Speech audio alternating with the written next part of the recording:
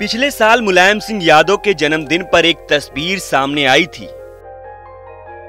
उसमें नेताजी की एक तरफ अखिलेश थे तो दूसरी तरफ डिंपल। समर्थकों की नारेबाजी से उत्साहित होकर जब बीमार मुलायम सिंह आगे बढ़े तो थोड़ा लड़खड़ाए। उन्हें सहारा दिया डिंपल ने। आज वही डिंपल सपा के गढ़ मैनपुरी में पार्टी को संजीवनी देती दिख रही हैं।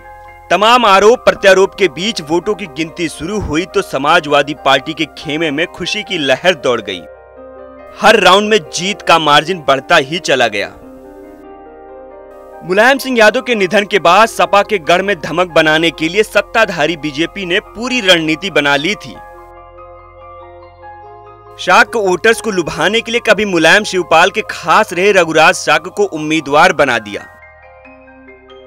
इलाके में शाक वोटर्स की मजबूत स्थिति को देखते हुए इसे बीजेपी का मास्टर स्ट्रोक माना जा रहा था। लेकिन अखिलेश ने पहले डिंपल को आगे किया और फिर शिवपाल को प्रचार की कमान देकर चक्रव्यूह रच दी। बीजेपी कई बार इस चक्रव्यूह को भेदती नजर आई। सपा बीजेपी में आरोप प्रत्यारोप लगने लगे। शिवपाल और अखिलेश के पुराने मतभेद को हवाला दिया गया।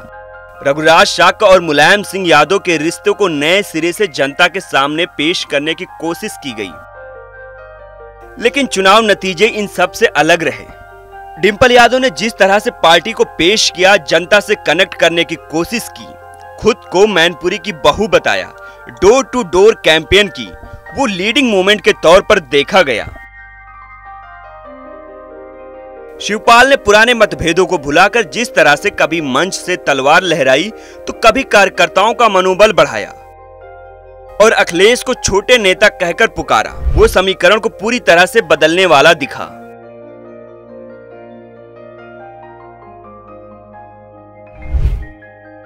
अखिलेश यादव भी आजमगढ़ की गलतियों से सबक लेते दिखे।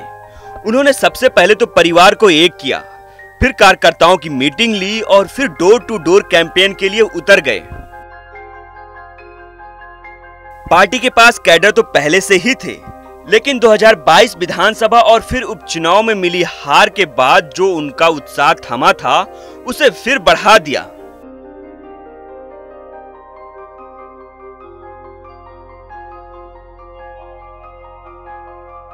दूसरी तरफ बीजेपी ने मैनपुरी में पूरी ताकत झोंक दी और पहली बार ऐसा लगा कि विपक्ष ने मैच फंसा दिया। बीजेपी ने शाह के वोटर्स और अन्य ओबीसी वोटर्स को जिस तरह से साध लिया था, उससे एक बार फिर चुनाव फंसता हुआ नजर आया। लेकिन चुनावी परिणाम ने यह साबित कर दिया कि मुलायम सिंह यादव ने जो जमीन बनाई है वो अब भी फसल देने वाली है।